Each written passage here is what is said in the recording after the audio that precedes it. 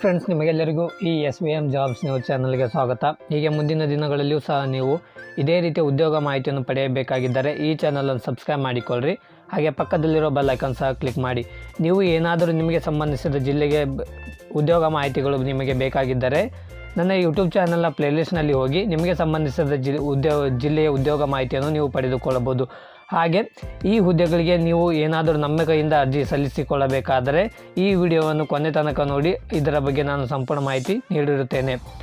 ಮೊದಲು ಇಲ್ಲಿ ನೋಡೋಣ, ಈ ಹುದ್ದೆಗಳಿಗೆ ಯಾರು ಅರ್ಜಿ ಸಲ್ಲಿಸಬಹುದು ಎಂದು ನೋಡಬೇಕಾದರೆ ನೀವು ಇಲ್ಲಿ ನೋಡಬಹುದು.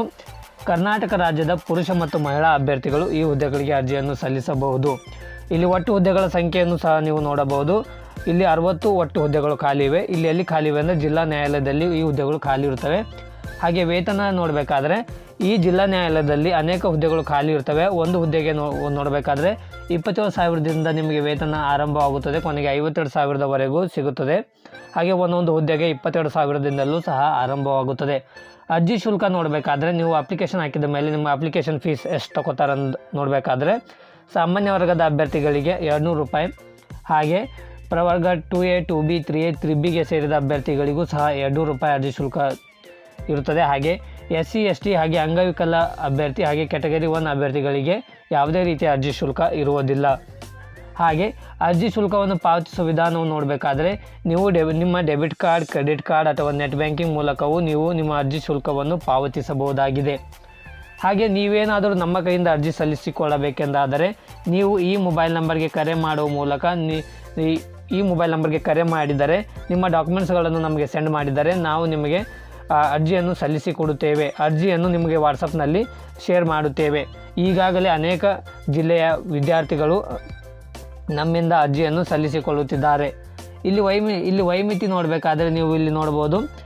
18 ವರ್ಷದ ಮೇಲ್ಪಟ್ಟವರು ಈ ಹುದ್ದೆಗಳಿಗೆ ಅರ್ಜಿಯನ್ನು ಸಲ್ಲಿಸಬಹುದು. 18 ವರ್ಷದ ಮೇಲ್ಪಟ್ಟ ಪುರುಷ ಮತ್ತು ಮಹಿಳಾ ಅಭ್ಯರ್ಥಿಗಳು ಹಾಗೆ 35 ವರ್ಷದ ಒಳಗಿದ್ದವರು ಈ ಹುದ್ದೆಗಳಿಗೆ ಅರ್ಜಿಯನ್ನು ಸಲ್ಲಿಸಬಹುದು.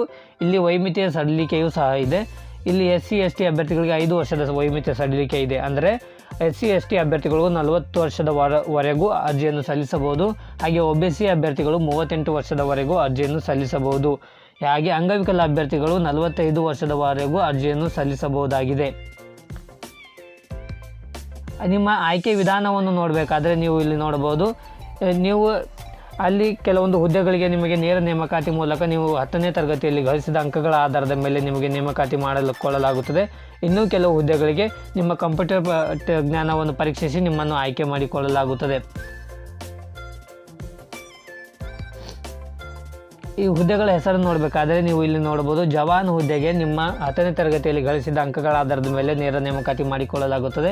ಇನ್ನುಳಿದ ಬೆರಳಚ್ಚುಗಾರರು, ಬೆರಳಚ್ಚು ನಕಲುಗಾರರು ಹಾಗೆ ಶೀಘ್ರ ಲಿಪಿಗಾರರು ಗ್ರೇಡ್ 3 ಹುದ್ದೆಗೆ ನಿಮಗೆ ಒಂದು ಕಂಪ್ಯೂಟರ್ಗೆ ಟೆಸ್ಟನ್ನು ನಡೆಸಿ ಅದರಲ್ಲಿ ಗಳಿಸಿದ ಅಂಕಗಳ ಆಧಾರದ ಮೇಲೆ ನಿಮ್ಮನ್ನು 1.5 ಅನುಪಾತದವರೆಗೆ ಸೆಲೆಕ್ಷನ್ ಲಿಸ್ಟನ್ನು ರೆಡಿ ಮಾಡಿ ಅದರಲ್ಲಿ ಸಂದರ್ಶನವನ್ನು ಕರೆದು ನಿಮ್ಮನ್ನು ಆಯ್ಕೆ ಮಾಡಿಕೊಳ್ಳಲಾಗುತ್ತದೆ. ಹಾಗೆ ವಿದ್ಯಾರ್ಹತೆ ನೋಡಬೇಕಾದ್ರೆ ಇಲ್ಲಿ ಜವಾನ ಹುದ್ದೆಗೆ 10ನೇ ತರಗತಿ ಪಾಸಾದವರು ಅರ್ಜಿಯನ್ನು ಸಲ್ಲಿಸಬಹುದು. ಹಾಗೆ ಶೀಘ್ರ ಲಿಪಿಗಾರರು, ಬೆಳಚುಗಾರರು ಹಾಗೆ ಶೀಘ್ರ ಲಿಪಿ ಗ್ರೇಡ್ 3 ಹುದ್ದೆಗಳಿಗೆ PUC ಪಾಸಾಗಿರಬೇಕು ಅಥವಾ 3 ವರ್ಷದ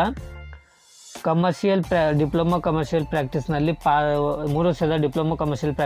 ಪಾಸಾಗಿರಬೇಕು ಮತ್ತು ಕಂಪ್ಯೂಟರ್ ಜ್ಞಾನವನ್ನು ಹೊಂದಿರಬೇಕು. ಹಾಗೆ ಈ ಬೆಳಚುಗಾರ ಹುದ್ದೆಗೆ, ಬೆಳಚು ನಕಲುಗಾರ ಹುದ್ದೆಗೆ, ಶೀಘ್ರ ಲಿಪಿಗಾರ ಗ್ರೇಡ್ 3 ಹುದ್ದೆಗೆ ನೀವೇನಾದರೂ ಅರ್ಜಿ ಸಲ್ಲಿಸಬೇಕಾದರೆ ನಮ್ಮ ಸಾರ್ವಜನಿಕ ಶಿಕ್ಷಣ ಇಲಾಖೆ ನಡೆಸುವ ಕನ್ನಡ ಮತ್ತು ಇಂಗ್ಲೀಷ್ ಬೆರಳಚ್ಚು ಪ್ರೌಢ ದರ್ಜೆಯಲ್ಲಿ ನೀವು ಉತ್ತೀರ್ಣರಾಗಿದ್ದವರು ಈ ಹುದ್ದೆಗಳಿಗೆ ಅರ್ಜಿಯನ್ನು ಸಲ್ಲಿಸಬಹುದು. ಅರ್ಜಿ ಸಲ್ಲಿಸುವ ವಿಧಾನವನ್ನು ನೋಡಬೇಕಾದರೆ ನೀವು ಆನ್ಲೈನ್ ಮೂಲಕ ಅರ್ಜಿ ಸಲ್ಲಿಸಬೇಕಾಗುತ್ತದೆ. ಅರ್ಜಿ ಸಲ್ಲಿಸುವ ಲಿಂಕನ್ನು ನಾನು ಈ ವಿಡಿಯೋದ ಡಿಸ್ಕ್ರಿಪ್ಷನ್ ಬಾಕ್ಸ್ನಲ್ಲಿ ನೀಡುತ್ತೇನೆ. ಅಲ್ಲಿಯೂ ಸಹ ನೀವು ಹೋಗಿ ನಿಮ್ಮ ಅರ್ಜಿಯನ್ನು ಸಲ್ಲಿಸಿಕೊಳ್ಳಬಹುದು. ಅಥವಾ ನೀವೇನಾದರೂ ನಿಮಗೆ ಅರ್ಜಿ ಸಲ್ಲಿಸಲಾಗುತ್ತಿಲ್ಲ ಯಾವುದಾದ್ರೂ ಕಾರಣದಿಂದ ಎಂದಾದರೆ ನಮಗೆ ಕರೆ ಮಾಡುವ ಮೂಲಕವೂ ಸಹ ನಾವು ಅರ್ಜಿಯನ್ನು ಹಾಕಿಕೊಡುತ್ತೇವೆ ನಿಮಗೆ. ಉದ್ಯೋಗ ಸ್ಥಳ ನೋಡಬೇಕಾದ್ರೆ ಇಲ್ಲಿ ನೀವು ನೋಡಬಹುದು. ನಿಮಗೆ ಉದ್ಯೋಗ ದೊರೆತ ಮೇಲೆ ನೀವು ತುಮಕೂರು ಜಿಲ್ಲೆಯ ನ್ಯಾಯಾಲಯದಲ್ಲಿ ನೀವು ಉದ್ಯೋಗವನ್ನು ನಿರ್ವಹಿಸಬೇಕಾಗುತ್ತದೆ.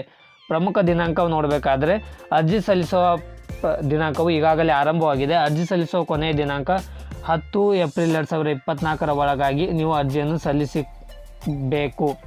ಇಲ್ಲಿ ನೀವು ನೋಡಬಹುದು ನೋಟಿಫಿಕೇಷನ್ ಲಿಂಕ್ ಹಾಗೆ ಅಪ್ಲೈ ಮಾಡುವ ಲಿಂಕನ್ನು ಸಹ ನೀಡಿದ್ದೇನೆ. ಇದನ್ನು ನೀವು ಡಿಸ್ಕ್ರಿಪ್ಷನ್ ಬಾಕ್ಸ್ನಲ್ಲಿ ಹೋಗಿ ಪಡೆದುಕೊಳ್ಳಿ.